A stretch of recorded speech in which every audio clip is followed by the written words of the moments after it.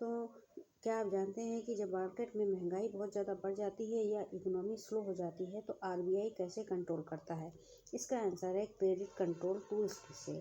तो हमने कल के वीडियो में देखा था आरबीआई के बारे में सारी जानकारी हमने ली थी। आज हम देखेंगे कि आरबीआई की क्रेडिट कंट्रोल की जो पॉलिसी है या क्रेडिट कंट्रोल के टूल्स हैं वो क्या क्या है। आरबीआई कैसे कैसे क्रेडिट को कंट्रोल करता है, इसको सिंपल लैंग्वेज और एग्ज़ाम के पॉइंट ऑफ व्यू से हम लोग समझेंगे, जो पीजीटी कॉमर्स, यूजीसी नेट और अदर्स एग्ज़ाम के लिए बहुत ज़्यादा इम्पॉर्टेंट है। लेकिन सबसे पहले हम देखेंगे कि क्रेडिट कंट्रोल आखिर होता क्या है। तो क्रेडिट कंट्रोल है कि जब हम इकोनॉमी में क्रेडिट के वॉल्यूम और डायरेक्शन को कंट्रोल करते हैं, रेगुलेट करते हैं आरबीआई के द्वारा। जब आरबीआई हम जो मार्केट में जितनी मनी है उसको कंट्रोल करता है या रेगुलेट करता है तो ड्यूरिंग इन्फ्लेशन, मतलब इन्फ्लेशन का जब समय होता है, इन्फ्लेशन में क्या होता है, महंगाई बढ़ जाती है और लोगों के हाथ में बहुत ज़्यादा मनी हो जाती है। तो आरबीआई क्या करती है, उस मनी को सक कर लेती है जिससे क्रेडिट जो है कम हो जाता है और इन्फ्लेशन उससे डिक्रीज हो जाता है। और इसके बिल्कुल विपरीत है रिसेशन टाइम पे मनी कम हो जाती है मार्केट में। तो आरबीआई क्या चाहता है, आरबीआई चाहता है कि मनी और ज़्यादा रहे, तो वो क्या करता है, क्रेडिट को इंक्रीज करता है और मार्केट में मनी की सप्लाई को बढ़ाता है। तो ये होती है आरबीआई की क्रेडिट कंट्रोल पॉलिसी, जो कि सेंट्रल बैंक करता है और हमारे यहाँ central bank reserve bank of India है। लेकिन हम देखेंगे कि आरबीआई जो क्रेडिट कंट्रोल करता है वो कितने टाइप्स के हैं। वो 2 टाइप्स के होते हैं। पहला है क्वांटिटेटिव, दूसरा है क्वालिटेटिव। इसमें मात्रा के आधार पर और इसमें मात्रा नहीं के आधार पर नहीं क्रेडिट कंट्रोल किया जाता है, गुण के आधार पर, या जिसको कहते हैं कि व्यवहारिक रूप से या भावनात्मक रूप से इसमें कम किया जाता है। तो पहला हम देखेंगे कि कितने टूल्स हैं जो क्वांटिटेटिव के क्रेडिट कंट्रोल टूल्स में आते हैं, जिसमें सबसे पहला है बैंक रेट। बैंक रेट क्या है कि एक लॉन्ग टर्म लोन होता है जो आरबीआई कॉमर्शियल बैंक को प्रदान करता है, उसके बदले में जो वो ब्याज लेता है। इसमें मेन है कि आरबीआई प्रोवाइड करता है कॉमर्शियल बैंक को और वो लॉन्ग टर्म होता है।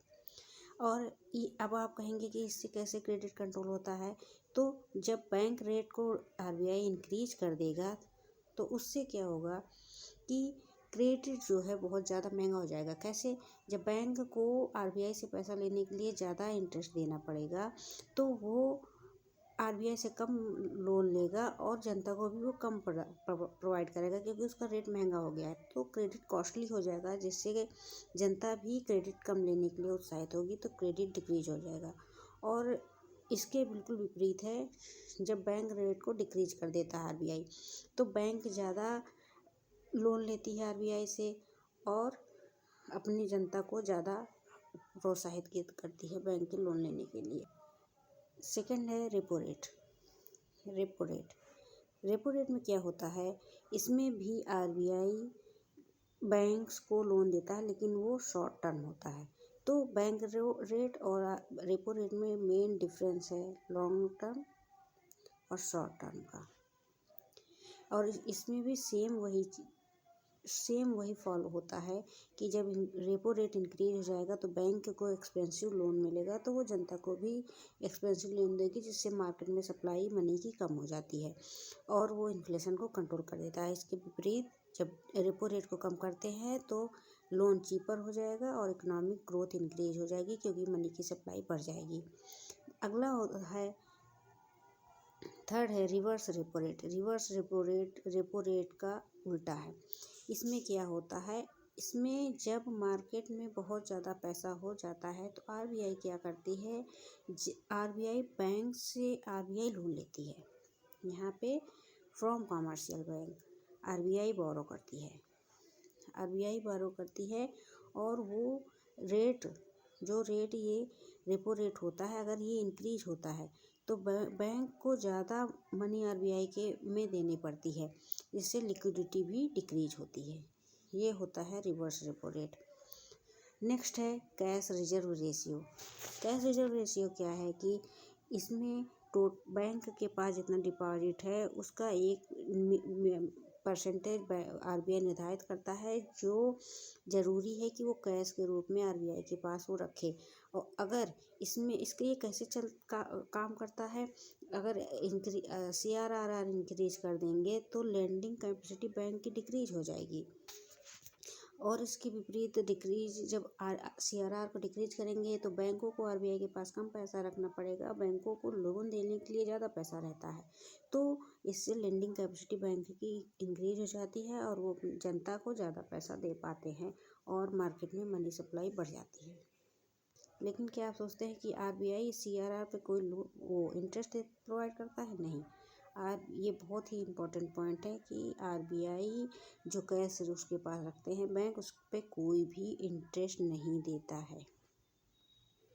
ये बहुत ही इम्पोर्टेंट। क्रेडिट कंट्रोल का नेक्स्ट टूल है SLR या स्टैट्यूटरी लिक्विडिटी रेशियो। इसमें क्या होता है, बैंक को, जो कमर्शियल बैंक होती हैं उनको आरबीआई निर्देशित करता है कि आपको अपने जितना भी डिपॉजिट उसका एक परसेंटेज जो तय किया जाता है आरबीआई द्वारा, उसको कैश और गोल्ड और गवर्नमेंट सिक्योरिटीज़ के फॉर्म में रखनी पड़ती है। और यहाँ पे जब SLR इंक्रीज होगा तो बैंक को अपने पास ज़्यादा पैसा रखना पड़ेगा कैश के रूप में या गोल्ड या सिक्योरिटीज़ रूप में, तो जिससे वो लोगों को जनता को कम पैसा दे पाएगा।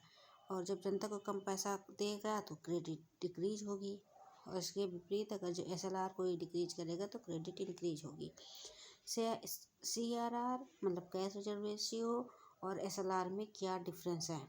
CRR आरबीआई के अंदर रखा जाता है और SLR को बैंक अपने पास ही रखते हैं, लेकिन उसकी सीमा जो है वो आरबीआई ही तय करता है कि आपको कितना रखना है। नेक्स्ट है, हमने अभी तो देखा क्वांटिटेटिव मतलब मात्रा के आधार पर हम देख रहे थे कि इतना इंटरेस्ट बढ़ेगा तो इतना लोन दे सकते हैं, इतना नहीं दे सकते, ये सब क्वांटिटी निर्धारित करते थे। लेकिन अब हम देखेंगे कि क्वालिटेटिव क्या मेजर्स हैं जो आरबीआई क्रेडिट को कंट्रोल करने के लिए तय करता है। तो इसमें है, अगला हम देखेंगे क्वालिटेटिव में selective credit control. Selective credit control क्या है कि आरबीआई कुछ ऐसे स्पेसिफिक सेक्टर बना देता है जिससे ये कि कहाँ लोन देना है कहाँ नहीं लोन देना है। जैसे प्राइमरी लेंडिंग रिजॉर्ट होता है, PLR जिसको कहते हैं, ऐसे जो PLR होते हैं कि बैंक उसको आरबीआई तय कर देता है कि ये ऐसे सेक्टर हैं जहाँ पे लोन देना जरूरी है जिससे विकास हो सके देश का। जैसे आरबीआई मना करता है कि आप लग्जरी गुड के लिए जो लग्जरी गुड हैं, लग्जरी गुड के लिए लोन मत कम दीजिए, लेकिन एग्रीकल्चर लोन को इनकरेज करिए। नेक्स्ट है मार्जिन रिक्वायरमेंट। मार्जिन रिक्वायरमेंट क्या है कि आरबीआई ये तय करता है, आरबीआई मार्जिन तय कर देता है। जैसे कि आप मार्जिन कैसे तय होता है कि आरबीआई कह देगा बैंकों को कि आप 100 रुपये कोई मांग रहा है तो उसके बदले आप 90 या 80 प्रोवाइड कीजिए। अगर ये मार्जिन बढ़ा देता है, मार्जिन क्या हुआ 90 में 20, मार्जिन कैसे निर्धारित होता है, मान लीजिए 100 और 80 बैंकों का कहा गया कि आप 100 के बदले 80 दीजिए तो मार्जिन हो गया 20। और अगर ये 20 की जगह 30 मार्जिन हो जाए तो बैंकों के पास से केवल 70 रुपये बचेंगे, तो इससे लेस लोन दे पाएगा। और अगर ये 80 जगह 90 कर दें, अगर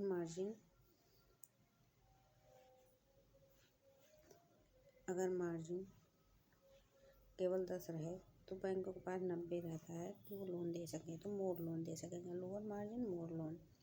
नेक्स्ट है क्रेडिट राशनिंग। क्रेडिट राशनिंग क्या है, जिसमें आरबीआई मैक्सिमम लिमिट तय कर देता है बैंकों के लिए कि आप उतना ही लोन दे सकते हैं लोगों को।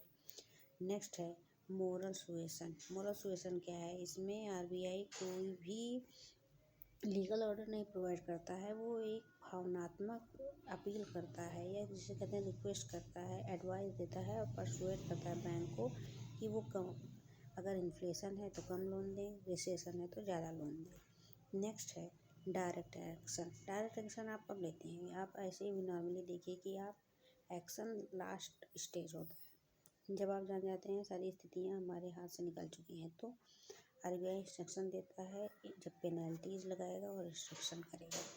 ये सब जो है RBI के क्रेडिट कंट्रोल के टूल्स हैं। और एक चीज़ आप देखिए कि जो भी आप पढ़ रहे हैं उसको बहुत ही ज़्यादा ज़रूरी है कि आप शॉर्ट नोट तैयार करते रहिए, क्योंकि लास्ट टाइम पे एग्ज़ाम टाइम पे आपके पास इतना समय नहीं रहता कि आप रिवाइज कर सकें। अगर आपके पास शॉर्ट नोट है तो आप उसको जल्दी से रिवाइज कर लेंगे। और अगर आपको ये PDF चाहिए तो आप प्लीज़ टेलीग्राम चैनल ज्वाइन कीजिए, जो लोग कि हम लिंक में देंगे आपको। और PGT और UGC नीट की तैयारी करने वालों के लिए ये टॉपिक बहुत ही ज़्यादा इम्पॉर्टेंट और मोस्ट रिवाइज टॉपिक है, क्योंकि इससे क्वेश्चन आने की प्रबल संभावना क्या कहिए कि जान लीजिए 99% इससे क्वेश्चन आते ही आते हैं। आशा करते हैं आपको वीडियो अच्छा लगा होगा, और अगर आपको कोई भी समस्या होगी तो आप प्लीज़ टेलीग्राम चैनल पे कमेंट कीजिएगा, और टेलीग्राम चैनल ज्वाइन कीजिए और इस वीडियो में कमेंट कीजिए। Thank you.